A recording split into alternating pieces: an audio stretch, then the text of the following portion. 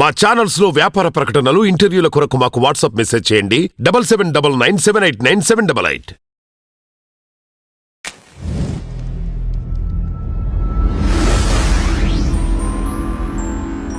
నా పేరు డాక్టర్ దిలీప్ ఎంబాబు. నేను consultant nephrologist and kidney transplant physician. So ఇప్పుడు కిడ్నీస్ మనకు బ్యాక్ సైడ్ ఉంటాయి, బిలో ద రిబ్స్. సో ఈ కిడ్నీ యూరిన్ ట్యూబ్ ఉంటుంది, ఇది కిడ్నీ బ్లాడర్ అంటే మూత్రసంచి. ఇక్కడికి వెళ్ళి యూరిన్ బయట వస్తుంది.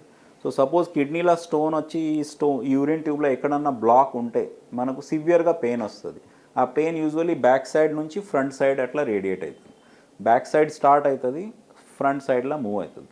సో ఎప్పుడు వస్తుంది అంటే ఈ ట్యూబ్లో ఎప్పుడన్నా కిడ్నీ స్టోన్స్ వస్తే మీకు సివియర్గా పెయిన్ వస్తుంది. ఆ స్టోన్ యూరిన్ ట్యూబ్లో బ్లాక్ చేస్తే కిడ్నీ మీద వాఫులు వస్తాయి. ఇప్పుడు ఏమవుతుందంటే first is a pain, next అంటే ఇప్పుడు ఈ పెయిన్ వల్ల ఈ యూరిన్ స్టోన్ వల్ల యూరిన్లో బ్లడ్ లీక్ అవుతుంది. సో యూ విల్ ఫైండ్ అంటే బ్లడ్ యూరిన్ పాస్ చేసేటప్పుడు ఎక్సెస్ బ్లీడింగ్ అవుతుంది యూరిన్లో. That is one of the symptom of kidney stone. Pain, యూరిన్లో బ్లడ్, ప్లస్ ఒక్కొక్కసారి ఈ కిడ్నీ యూరిన్ ట్యూబ్ బ్లాక్ చేస్తే ఇక్కడ యూరిన్ ఆగిపోయి అందులో ఇన్ఫెక్షన్ ఛాన్సెస్ ఉంటాయి. ఇన్ఫెక్షన్ వస్తే యూ విల్ హ్యావ్ అంటే ఫీవర్, చలి, జ్వరం, చిల్స్, రైగర్స్, అట్లా కిడ్నీ ఇన్ఫెక్షన్ కూడా ఆ సిమ్టమ్స్ కిడ్నీ ఇన్ఫెక్షన్ వల్ల చిల్స్, రైగర్స్ ఇలాంటి స్టార్ట్ అవుతుంది. కిడ్నీ స్టోన్స్ ఫామ్ అయ్యేది మెయిన్ రీజన్ అంటే జెనెటికే ఉంటుంది. అంటే ఫ్యామిలీ హిస్టరీ, ఎవరన్నా కిడ్నీ స్టోన్స్ ఉంటేనే వాళ్ళకి స్టోన్స్ వచ్చే, ఫ్యామిలీ మెంబర్స్కు వేరే నెక్స్ట్ జనరేషన్కు స్టోన్స్ వచ్చే రీజన్స్ కామన్గా పాసిబిలిటీ ఉంటుంది. సో యూజువలీ ఈ సిట్రస్ ఫ్రూట్స్, నిమ్మరసము ఎక్సెస్ తీసుకుంటే ఆ స్టోన్ డిజాల్వ్ అయితే ఛాన్స్ ఉంటుంది. But usually there are new medicines now, దానివల్ల మనం స్టోన్ డిజాల్వ్ చేసే సిరప్, స్టోన్ పాస్ తొందరగా కావాలని కొన్ని ట్యాబ్లెట్స్ కూడా ఇస్తాం.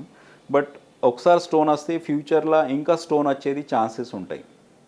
సో ఎక్సెస్ వాటర్ తాగి ఆల్మోస్ట్ 3 to 4 లీటర్స్ వాటర్ తీసుకుంటే ఉన్న స్టోన్స్ కూడా మూత్రంలో వెళ్ళిపోవచ్చు. బట్ ఒకసారి స్టోన్ వస్తే నెక్స్ట్ 10 yearsలో అగైన్ 50% ఛాన్స్ ఉంటుంది ఇంకా స్టోన్స్ రావచ్చు. చాలా పేషెంట్స్కు అంటే కిడ్నీ క్యాన్సర్ యూజువలీ రీజన్స్ కామన్గా కిడ్నీ క్యాన్సర్స్కి అంటే ఎక్సెసివ్ స్మోకింగ్ అని, those people who are chronic smoker వాళ్ళకి కిడ్నీ క్యాన్సర్ అంటే ఇన్సిడెన్స్ ఎక్కువ ఉన్నది. బట్ ఎగ్జాక్ట్ రీజన్ కిడ్నీ క్యాన్సర్కి ఇప్పటివరకు సైంటిఫికలీ తెలియదు. But usually one of the common cause for kidney cancer is some medicines which are not certified and some heavy metal poisoning, లేకుంటే excessive smoking వల్ల కూడా kidney cancers రావచ్చు. Plus ఒక్కొక్కసారి పేషెంట్స్కి family history కూడా కిడ్నీ క్యాన్సర్ ఉంటే వాళ్ళు screen చేసుకోవాలా.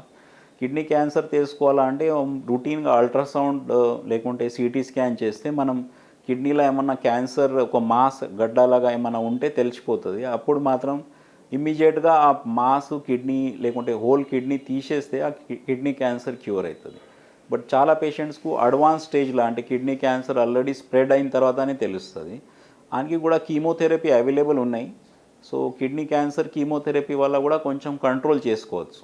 కిడ్నీ యూజువలీ వాఫుల్ అంటే కిడ్నీ ద్వారా యూరిన్ మనకు యూరిన్ ట్యూబ్లో వస్తుంది, తర్వాత యూరిన్ బ్లాడర్లా పోయి యూరిన్ బ్లాడర్ నుంచి బయట వస్తుంది. సో ఒక్కొక్కసారి ఆ ట్యూబ్లా బ్లాక్ ఉంటే బికాజ్ ఆఫ్ స్టోన్ వల్ల, ఇన్ఫెక్షన్ వల్ల, పస్ వల్ల ఆ కిడ్నీ స్టోన్ ట్యూబ్ బ్లాక్ అయితే కిడ్నీ మీద వాఫులు వస్తాయి.